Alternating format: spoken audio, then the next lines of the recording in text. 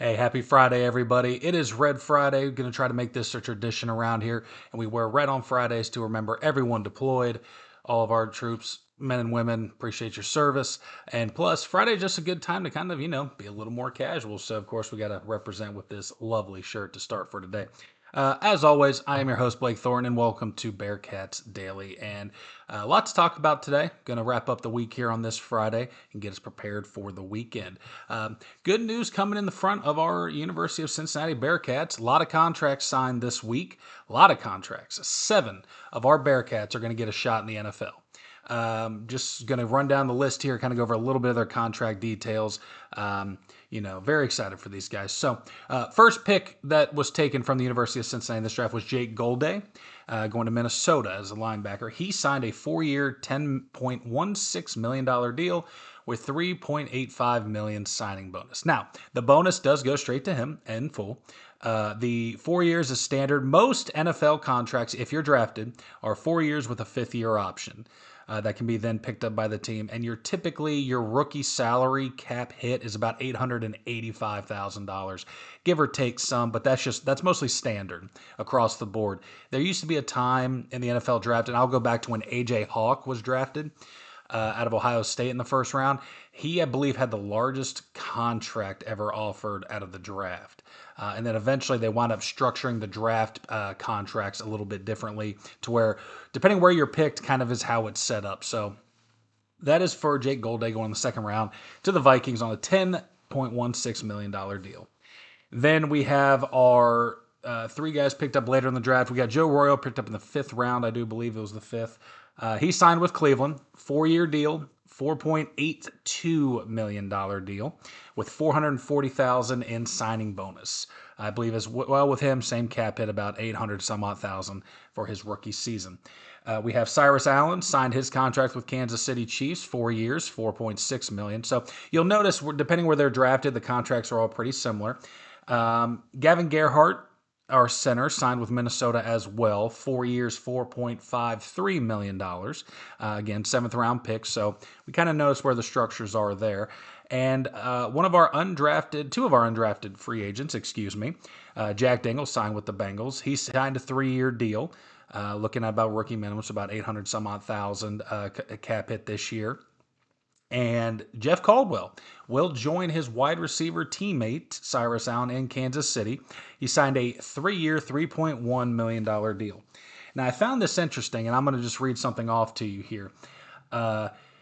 During the draft, during the combine, things like that, they do a athletic stat ranking on everything athletics-wise. Just the body of work, not so much, what does he do, in this situation, but it's more of just a straight physical attribute stat. He was graded at a perfect 10.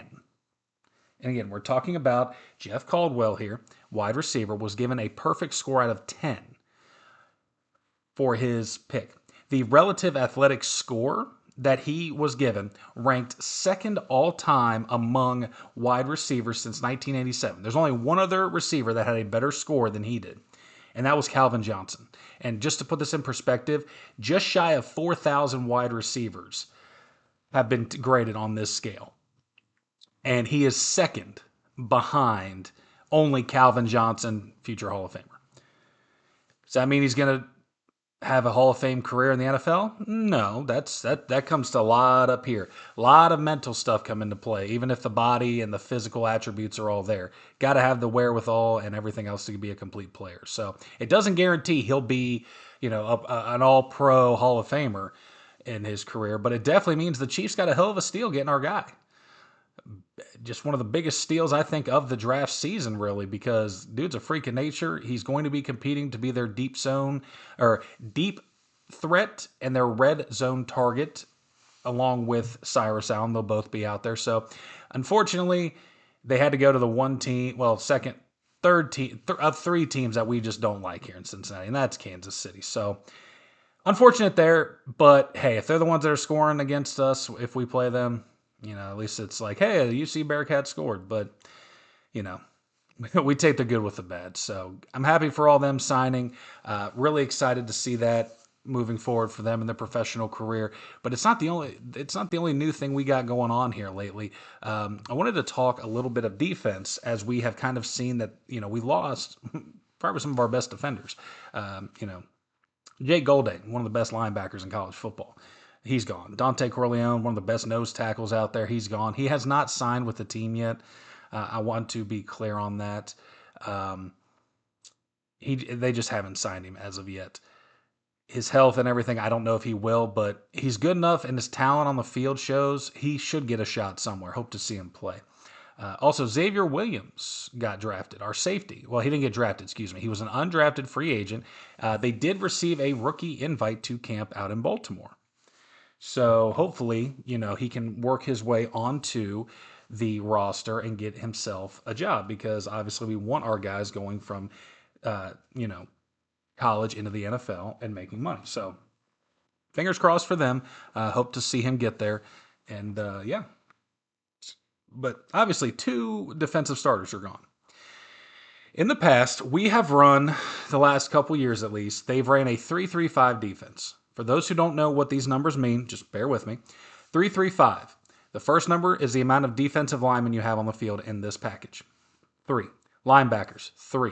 DBs, defensive backs, safeties, corners, 5. So 3-3-5 defense. This is more of a defensive scheme that coaches will run to kind of counteract pass-heavy offenses, which in the Big 12, you see a lot of airmail. You see a lot of air ball being thrown. So not the worst defense in the world. It's a little bit harder to get pressure. You got to bring blitzes, obviously. You only have 3 down linemen. Now, we had a beast on D-line. We had a couple good guys on there. So we were able to make it work, but we really weren't forcing turnovers much. So that they kind of moved to that. It's definitely what I call a clay scheme for my vernacular, basically meaning it's very versatile. You can work it into different things that you want to do for that game, for that setup, obviously. So, you can disguise your coverage a lot more in a 3-3-5. You can rotate a lot of guys, which kind of helps disguise what you're running, especially if a guy's, this guy, we know for a fact that this one's a zone coverage guy, but he rotates in and plays man. So, I don't ever accuse schemes. I think any scheme can work if it's modeled correctly for the opponent that you're playing. But with Nate Woody coming in after all his success, he's bringing in what is called the East Coast 3-4 defense. An East Coast 3-4 defense just means one gap 3-4. So basically what this is setting up for the guys is one gap. They're not reading as much on the defensive line. It's not as much reading the play and going, whereas they're going to be assigned a gap or a hole in between the offensive linemen that they're going to be responsible for. And that kind of frees the guys up a little bit to be more aggressive and faster to the football because it's not so much coming off that line and looking. They know where their assignments already are. They know what gaps they have. Linemen and linebackers both are going to be able to attack those gaps specifically and already have it set up. So, it's going to be definitely a faster offense for sure, or faster defense, excuse me. God, we're talking offense here. Whew. Faster defense. But you got to have guys that can execute that. And this really relies on a outside linebacker that can not only play pass coverage, but can blitz the quarterback. You see a lot of blitzing from our outside edge linebackers on these kind of defensive schemes. So he's got to kind of be fast and quick on his feet to get after the quarterback for sure. It'll be exciting to see what they do with this defense with Nate Woody coming in to take over. You'll see a lot more stunts, a lot more slants from the defensive linemen with that one gap assignment. It's a very volatile defensive scheme. They're going to be moving a lot. It'll be fast paced, and I'm really excited to see it implemented into the Big 12. Obviously Nate Woody coming out of Appalachian State, Army, where he was able to hone this and had great success with it at Army. Obviously, led the country in defense as we have discussed. And definitely top 2 as well. So definitely excited to see that work moving forward. Only time will tell really how our defensive scheme will fit in. We won't know until it's on the field. But our spring game, I tell you what, it had our offense in fits. The amount of coverages, they were running 7 or 8 coverages out of this, and it really stymied the offense. They could not run the football Our run game was horrible against this, which is interesting because it's being the gap assignments. If we can hit that hole and plug it up quick, hopefully everyone's got a hole assigned. That'll keep from the overplay, and we're really able to hem up that running back in the backfield, not let him bounce or jump to another hole, skip outside. So, really excited to see that put in as we go forward. He'll be in first year as the defensive coordinator. It'll be some time as they implement it, but if our spring game was anything to be excited about, gives us a lot of hope for that defense, and I'll be excited to see them move forward with that defensive scheme. Now, obviously, it's been a bit of a week for us. Not just our draft signings and getting our new defensive coordinators in, the spring game being over. There is still the Brendan Sorsby drama, which will come back on UC, by the way. That is going to have a bit of fallout with UC. Now, how extreme it is going to be up to the NCAA. Obviously, Sorsby was betting sports, he was betting football, and even worse, he was betting college sports and football. Now, they have proof he bet on Indiana during his time there, but from what Sports Illustrated has released, he did not bet on the game that he appeared in with Indiana. So that's okay. That's some credit there to him on that.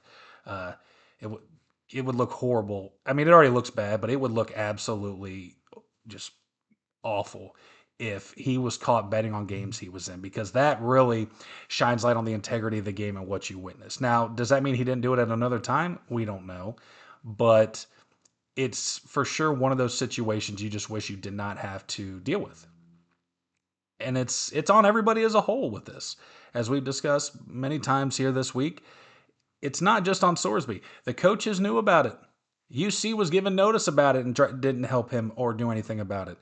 He's been gambling for years, but we as a whole entire group, from coaches, schools, administrators, players, fans, whatever, we are giving kids millions of dollars that don't need it and are in school and get bored.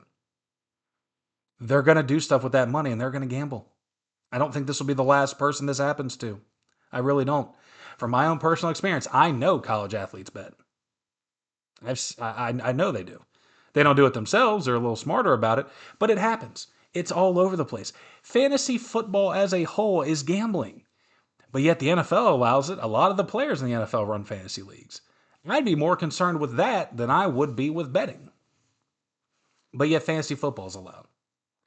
So time will tell what goes on with Sorsby. You expect to see Satterfield probably fired, honestly. If it comes out that they for sure were given notice and that Satterfield himself did not do anything about it, he might get fired.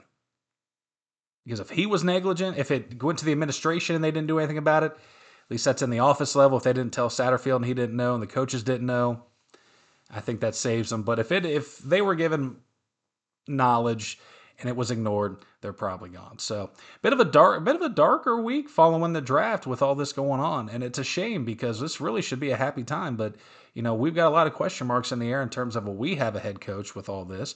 Sorsby won't play another down in the college football.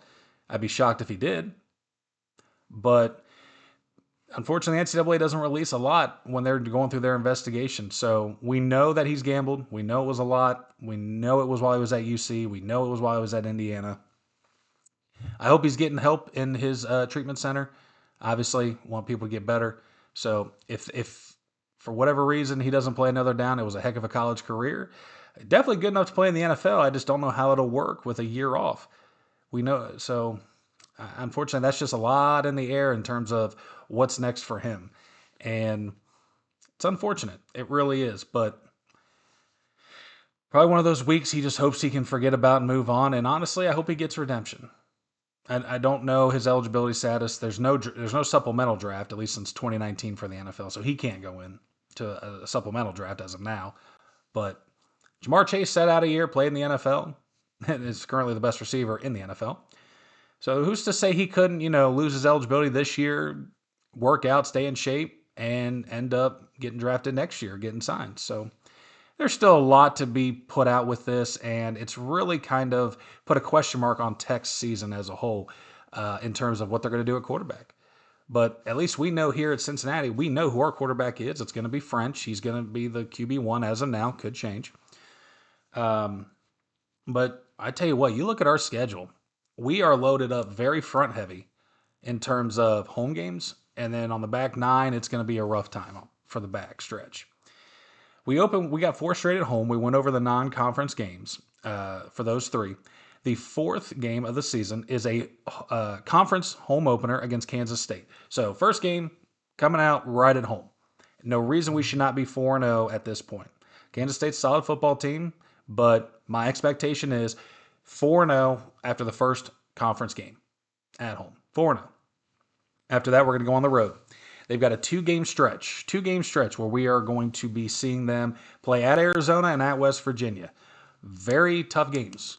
On the road, as always in college, home field advantage is crucial, and it plays a big part for sure. Arizona be a tough game. West Virginia going to be a tough game going into West Virginia to play. So, two games going to be tough. We'll dig into more of these as we get closer, obviously, and we'll break down the matchups and how things are going to work more. But just looking ahead right now at what we can expect. But after those two games on the road, guess what? We're coming home for two. And excitingly enough, we get Texas Tech at home after that road swing. Oh, yeah, Tech will be coming to town. Boy, do I want Sorsby to be in that game more than anything. I really do. I want to see him play against UC and just see him bury him in the ground. No hate, but you leave thinking you're going to get something better? Of course I want to come back and stomp you. Why wouldn't I? You left us thinking you got something better, and we're going to beat your tail. And hopefully just laugh you off the field. Be like, yeah, okay, you go do you, boo-boo. After that, though, one more home game against Utah. The Utes coming into town. Then we hit November, which is everybody's favorite month if you're a UC fan. I'll tell you what. 3 out of the 4 in November are going to be on the road. Yeah. We're going on the road 3 out of 4 to the most crucial month of the season. And I love our schedule. I love whoever made these schedules. And yes, that is sarcasm. Can't stand it. 3 out of the 4 in November are going to be on the road. And those road games will be at Houston, at Iowa State, and at BYU for the last game of the season. In between there, it's not 3 straight on the road. We go 2 on the road. We have our senior night at home in November against Colorado. Should be a win. Then we go on the road to close the season out at BYU. I got to be honest with you. This is almost as bad of a schedule making as the NFL does. I mean, going 3 out of 4 on the road in the back stretch of the season, that, as we've discussed here, and knowing UC struggles in November, that's a crucial part of the schedule. And you're telling me we got to go 3 out of 4 on the road. I mean, 2-2 would have been great. 3-1, amazing. 4-0 at home, let's go. But we didn't get that. It's unfortunate.